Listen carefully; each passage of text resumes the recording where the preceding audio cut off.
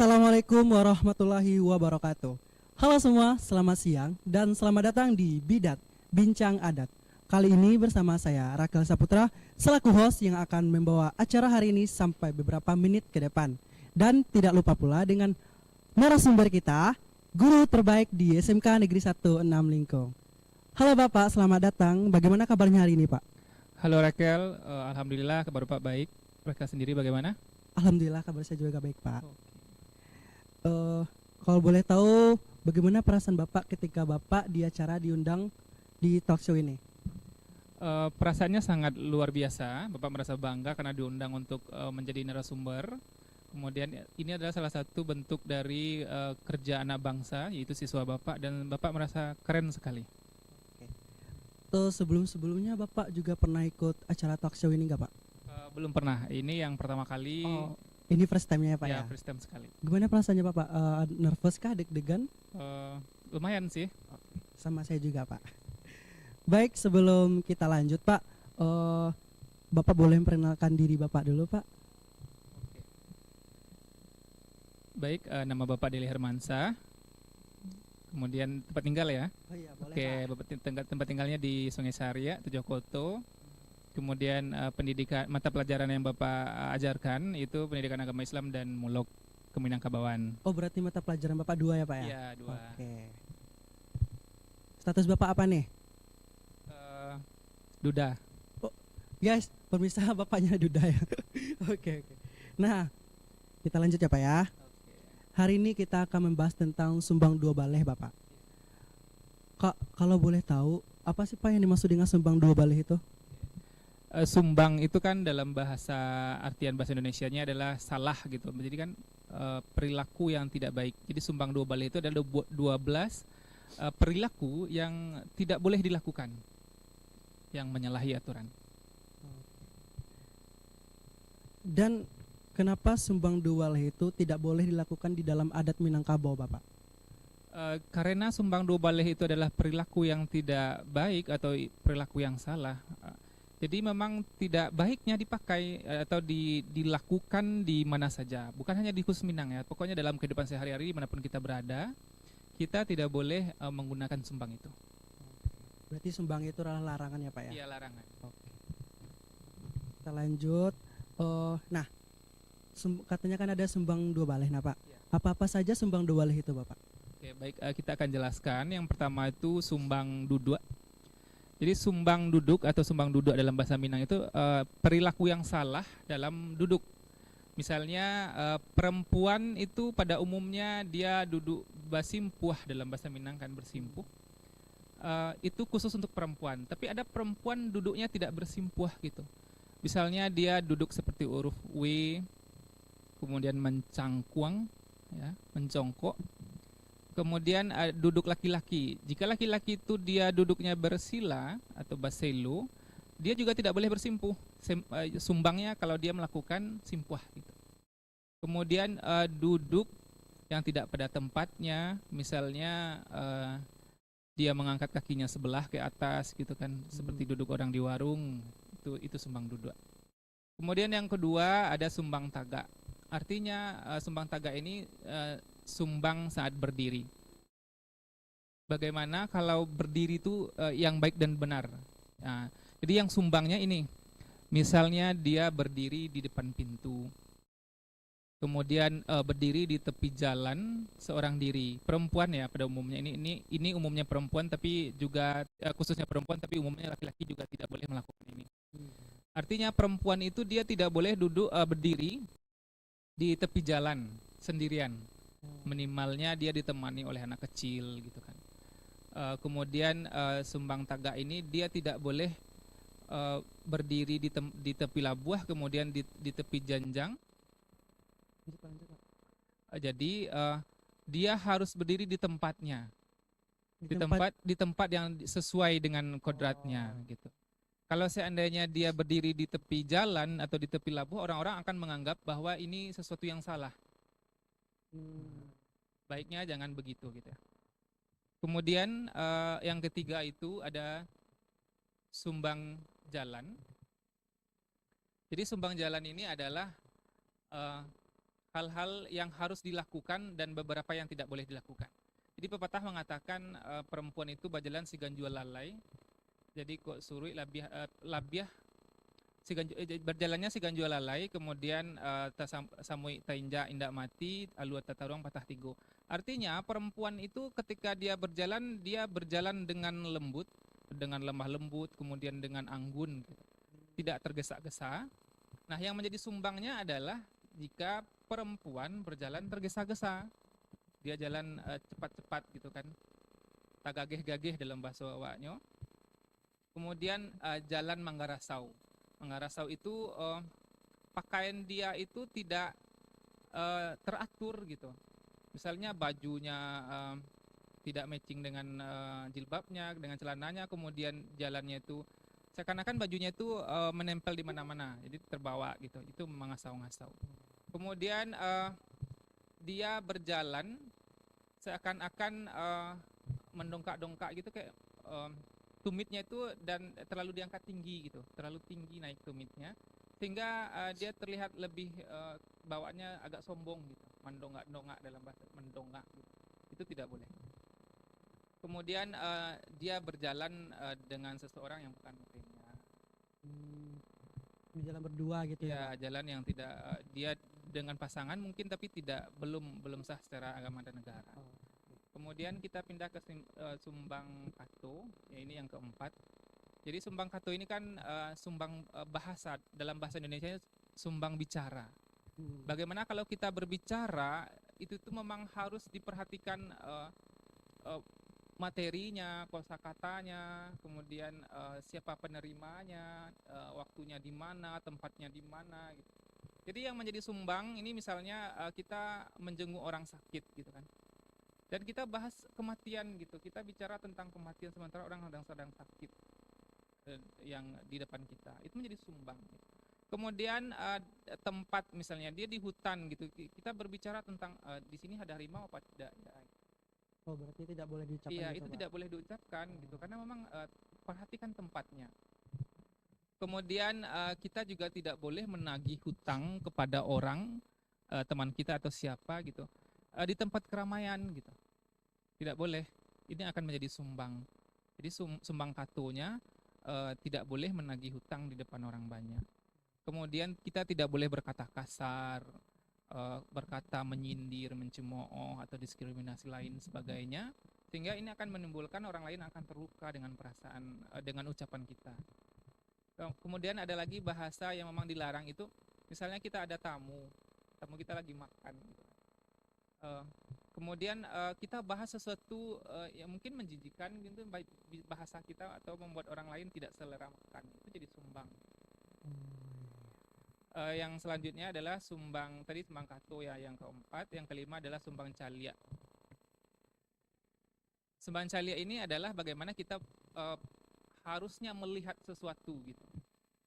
Jadi yang salah dari sumbang calia itu adalah melihat sesuatu yang tidak dibolehkan. Misalnya melihat yang salah gitu kan, itu sumbang calia. Kedua, kemudian kita datang ke rumah seseorang atau kita jadi tamu, kita diundang ke rumah orang, kemudian mata kita ini melihat seisi rumah gitu, seakan-akan kita menyelidiki gitu isi rumah orang, itu tidak boleh. Ketiga, itu tuh kita tidak boleh menatap lawan jenis itu terlalu dalam, terlalu lama. Jadi dalam bahasa Minang nana gitu. Tidak boleh melihat, misalnya perempuan itu tidak boleh melihat laki-laki terlalu lama, apalagi saling tatapan. Itu juga tidak boleh. Kemudian ada tamu di rumah kita, kemudian kita melihat jam. Misalnya ada jam di dinding, kita perhatikan jam, kita lihat jam di tangan. Itu juga tidak boleh, ini akan jadi sumbang. Kenapa? Karena ini akan menjadi pesan bagi tamu bahwa dia diusir secara halus. Selanjutnya berarti yang kelima tadi ya, sumbang calia. Iya, Pak. Oke, yang seterusnya kita adalah sumbang makan. Nah, ini bagaimana aturan makan, baiknya bagaimana seharusnya kita makan dengan pola yang baik dan benar. Nah, yang menjadi sumbang itu diantaranya itu makan dengan tangan kiri. Oke, mengambil makan di tangan kiri. Misalnya di meja makan itu banyak sekali makanan, kita mengambil makanan dengan tangan kiri yang jauh-jauh kita ambil, kita jangkau gitu kan, itu tidak boleh. Kedua, saat makan itu kita tidak boleh menggunakan namanya capak, jadi bacapak-capak gitu bersuara, itu tidak boleh. Kemudian saat makan itu tidak boleh juga jika kita menggunakan garpu atau sendok, tidak boleh berbunyi berdentung-dentung keduanya gitu. Piring antara piring dan Antara sendok. piring dan sendoknya tidak boleh berbunyi. Iya ya Pak. Kemudian makanlah dengan tertib dan tenang. Saat makan itu tidak boleh berbicara gitu. Makan ya makan saja. Oke, kita lanjut ke yang ketujuh, ada sumbang pakai. Ini tentang pakaian. Bagaimana harusnya kita memakai pakaian. Oke, di Minang itu kan perempuan menggunakan baju kurung basiba. Artinya pakaiannya itu longgar, lengannya itu kan longgar, kemudian ada kikyak di bagian ketiaknya itu juga longgar, sehingga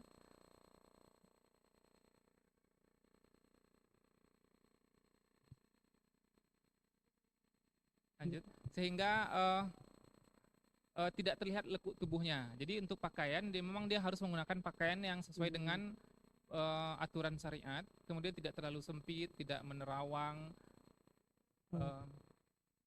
Yang intinya menutupi seluruh tubuh gitu ya. Pokoknya menutupi tubuhnya, Oke. auratnya. Nah, pembahasan kita hari ini cukup menarik ya Pak ya. Ya. Dan mungkin kita bisa lanjut di video berikutnya karena waktu kita juga kita break dulu. Oke. Dan untuk pemirsa yang menonton, kami akan kembali setelah yang satu ini. Kamu beraktivitas di bawah terik matahari dan cuaca sangat panas. Itu bisa bikin kamu kena capek dan juga haus. Tapi kemungkinan agak kamu beralih ke sayuran, minuman penyegar yang harganya terjangkau dan rasanya sangat tua.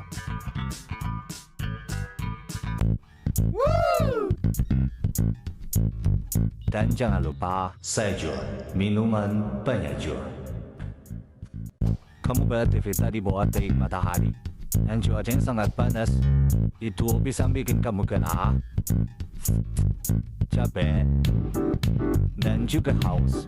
Tapi kemungkinan agak kamu beralih ke sayuran, minuman penyegar yang harganya terjangkau dan rasanya sangat tua.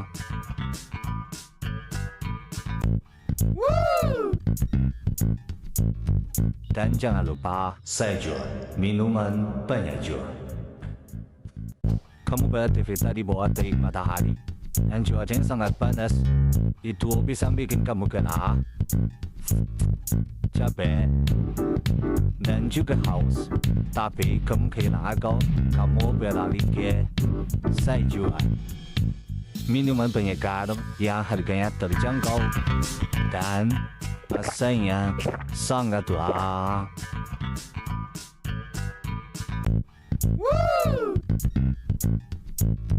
Dan jangan lupa sayur, minuman penyejuk. Kamu beraktivitas di bawah terik matahari dan cuaca sangat panas. Itu bisa bikin kamu kena capek dan juga haus.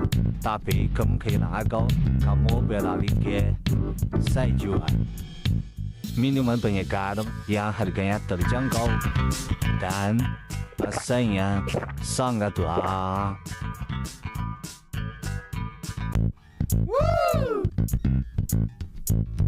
Dan jangan lupa sayur, minuman penyejuk. Kamu beraktivitas di bawah terik matahari dan cuaca sangat panas. Itu bisa bikin kamu kena capek dan juga haus. Tapi kemungkinan agak kamu beralih ke sayuran, minuman penyegar yang harganya terjangkau dan rasanya sangat tua.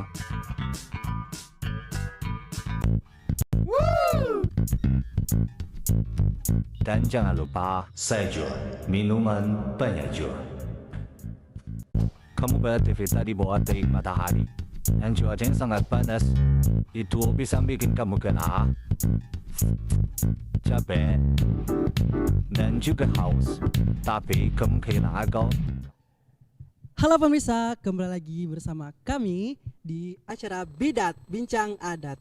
Nah, tadi pembahasan kita terputus karena kita akan ada break dulu. Dan sekarang kita lanjut kembali Bapak.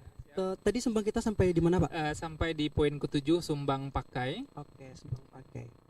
Oke, silakan Bapak. Oke, kita lanjut sumbang pakai. Tadi terakhir di sumbang pakai ya, bagaimana tata aturan berpakaian. Jadi wanita tidak boleh menggunakan pakaian yang sempit, tidak boleh pakaiannya menerawang gitu kan. Kemudian pakaiannya tidak boleh tembus pandang. Dia harus menggunakan pakaian itu sesuai dengan kondisi di mana dia berada gitu. Oke. Kemudian kita lanjut yang ke sumbang 8, yaitu sumbang karajo gitu. Nah, sumbang karajo ini juga mengarah kepada perempuan, bahwa perempuan itu dilarang melakukan pekerjaan laki-laki. Misalnya memanjat ya, memanjat buah atau melakukan kerjaan yang biasanya dikerjakan oleh laki-laki, itu dilakukan oleh perempuan, itu akan menjadi sumbang. Oh, berarti perempuan itu tidak boleh memanjat pohon gitu Pak? Iya, tidak boleh dia memanjat pohon, dia tidak boleh bekerja keras-keras layaknya seorang laki-laki gitu. Baik. Karena memang pada dasarnya wanita itu dia lembut, dia lemah gitu, dan dia memang harus melakukan pekerjaan itu sesuai dengan kodratnya. Nah, dia tidak boleh bekerja kasar seperti laki-laki mengaduk semen, membawa barang berat-berat itu. Itu tidak dianjurkan kepada perempuan dalam sumbang karajo. Kemudian yang ke-9 itu ada sumbang tanyo, itu sumbang bertanya dalam bahasa Indonesianya, bagaimana etika kita bertanya gitu. Nah, yang akan menjadi sumbangnya adalah kita bertanya, misalnya kita sedang di dalam kendaraan ini, misalnya sedang di atas mobil. Kita ingin bertanya kepada orang lain. Kalau kita ingin bertanya, yang kita lakukan adalah kita berhenti, kita turun dari mobil. Kita bertanya ke orang yang ada misalnya di warung atau di tepi jalan. Tidak boleh langsung di dalam mobil sedang kita orang di luar, kita di dalam gitu. Ini akan menjadi sumbang. Kemudian kita bertanya yang tidak ada pada tempatnya gitu. Kita bertanya yang membuat orang tersinggung. Mungkin pertanyaan kita membahas hal-hal pribadi misalnya. Pokoknya jangan sampai pertanyaan yang kita ajukan itu membuat orang jadi marah, tidak nyaman gitu. Misalnya kalau seandainya ada seseorang yang datang ke rumah itu kan, kita tidak boleh melakukan pertanyaan lebih dulu, tapi kita sambut dulu gitu kan. Jika seseorang datang ke rumah jadi tamu misalnya, silakan duduk dulu, mau minum apa, makan apa gitu. Setelah dia rehat, ada beberapa pertanyaan baru kita tanyakan gitu. Jadi pepatah Minang mengatakan kalau seandainya setelah makan barun yang setelah salapeh makan, berarti batanya salapeh arak. Jadi setelah semuanya selesai dan dia sudah tenang, baru kita mengajukan pertanyaan-pertanyaan. Jadi pertanyaan yang diajukan itu juga harus memikirkan bagaimana bentuk pertanyaannya, seperti apa materi pertanyaannya, di mana pertanyaannya, kemudian dengan siapa kita bertanya. Yang ke-10 lagi ya, itu sumbang jawe, yaitu jawaban. Bagaimana kita memberikan jawaban kepada orang-orang. Yang akan menjadi sumbang itu adalah ketika orang bertanya, kita menjawab seakan-akan jawaban kita itu nyeleneh gitu, tidak nyambung gitu. Jadi pertanyaan itu harus sesuai dengan materi yang ditanyakan. Jadi lain tanyo, lain jawe. Nah, ini akan menjadi sumbang. Kemudian seseorang bertanya kepada kita sehingga kita jawabnya malengah saja, atau kita tidak fokus dengan jawaban gitu.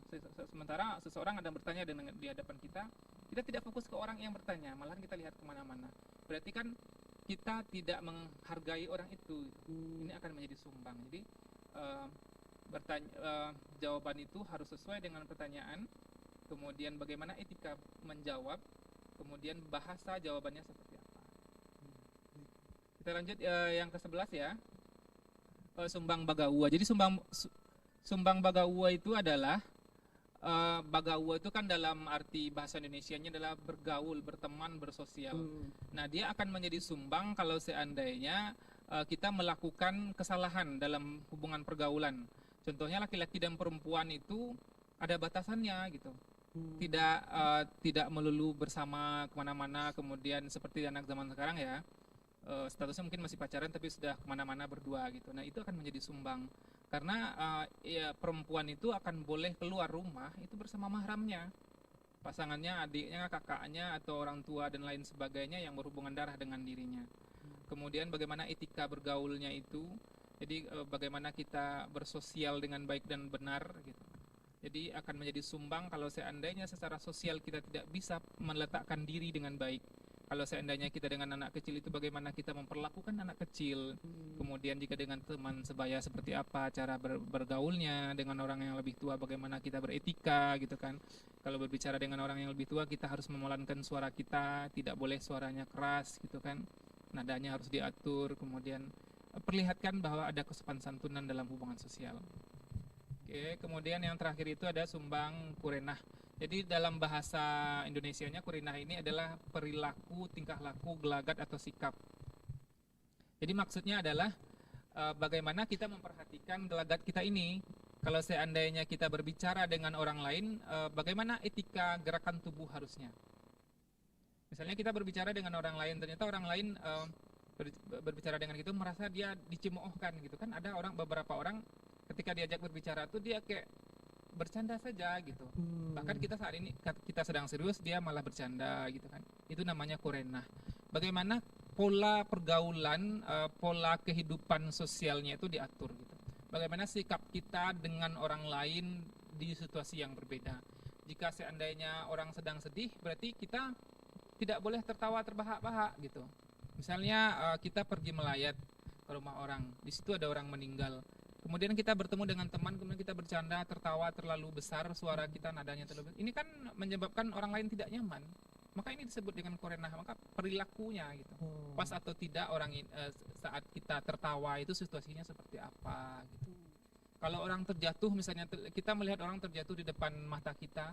Jadi yang pertama kali kita lakukan itu adalah menolong orang itu, membantunya, menanyakan apa yang terjadi, kenapa bisa jatuh, apa yang bisa dibantu gitu kan. Bukan kita menertawakannya baru kita menolong. Nah, ini akan menjadi sumbang gitu. Tidak boleh.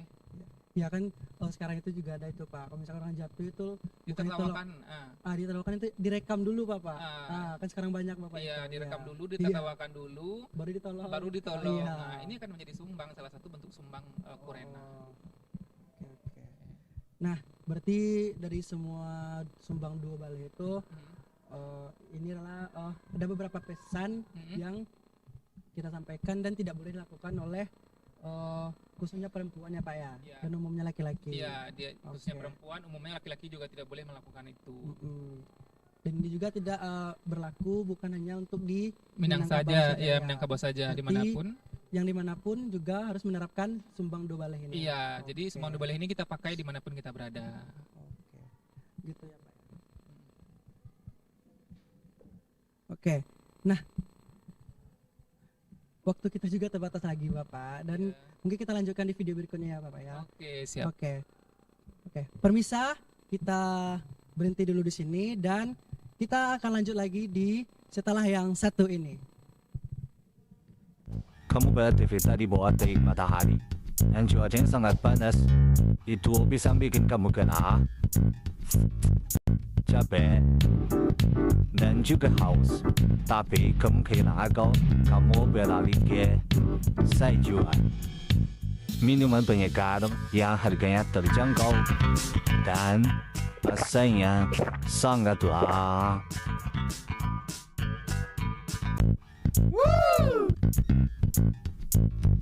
Dan jangan lupa sayur, minuman penyejuk. Kamu beraktivitas di bawah terik matahari dan cuacanya sangat panas. Itu bisa bikin kamu kena capek dan juga haus. Tapi kemungkinan agak kamu beralih ke sayuran. Minuman penyegar yang harganya terjangkau dan rasanya sangat lezat.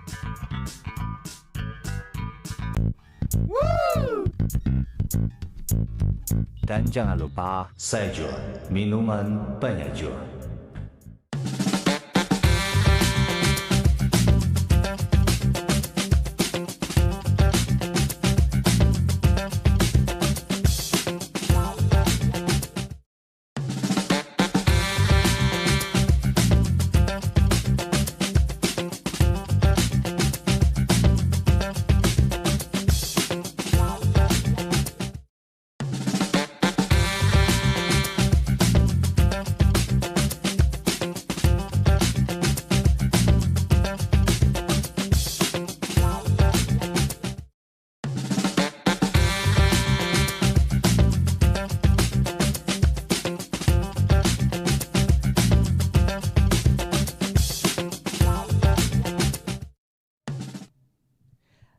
Halo permisa, kembali lagi bersama kami di Bidat Bincang Adat.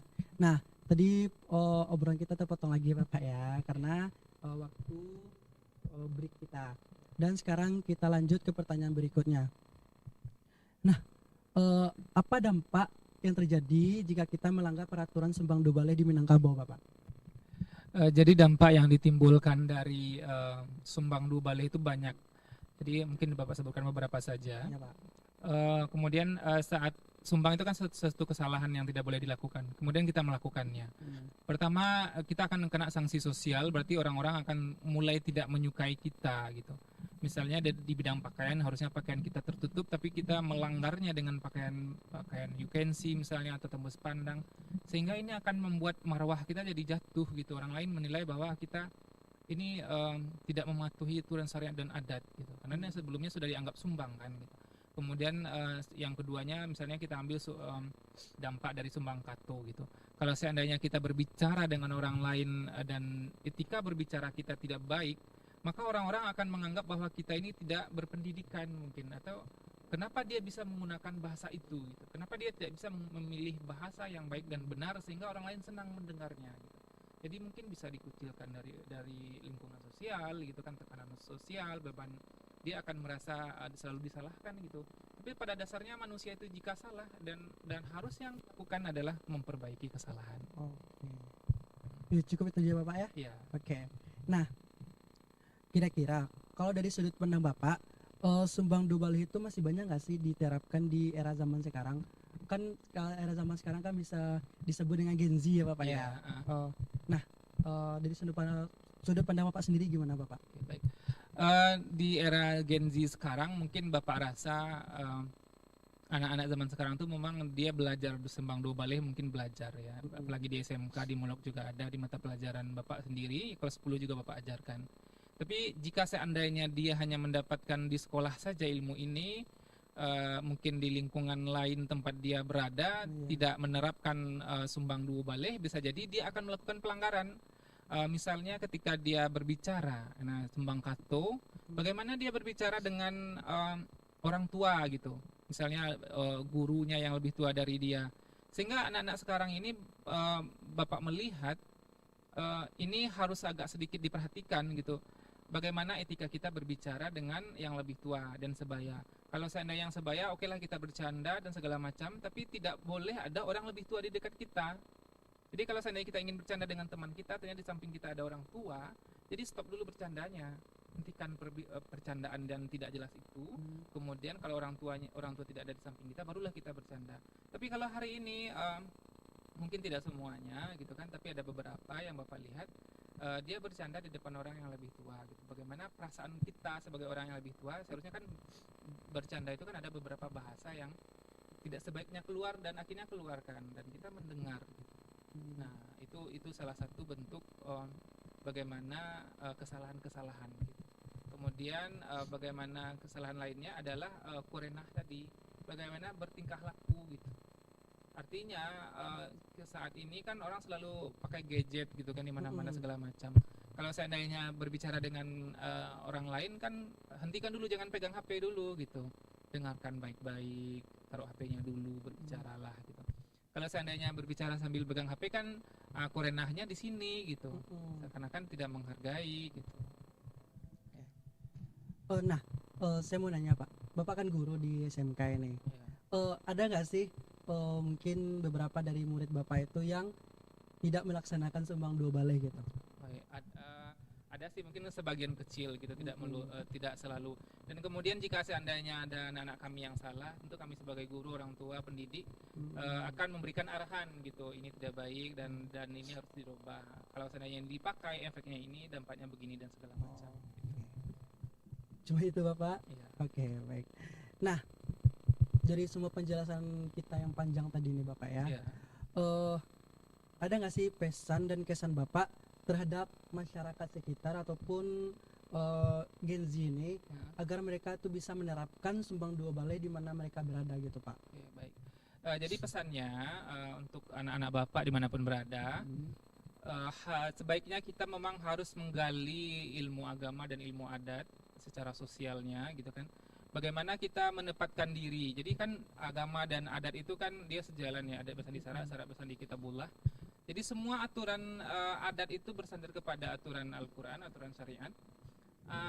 Baiknya kita sebagai orang Minang itu tuh memang harus menerapkan aturan-aturan yang telah dibuat. Jika seandainya ini adalah sumbang, berarti tidak boleh dipakai. Kita hindarkan, jangan kita pakai gitu. Kenapa demikian? Karena dalam kehidupan bersosial, bagaimana kita menjalin kehidupan bersama dengan orang banyak, berarti kita harus memperhatikan seluk-beluk kehidupan ini.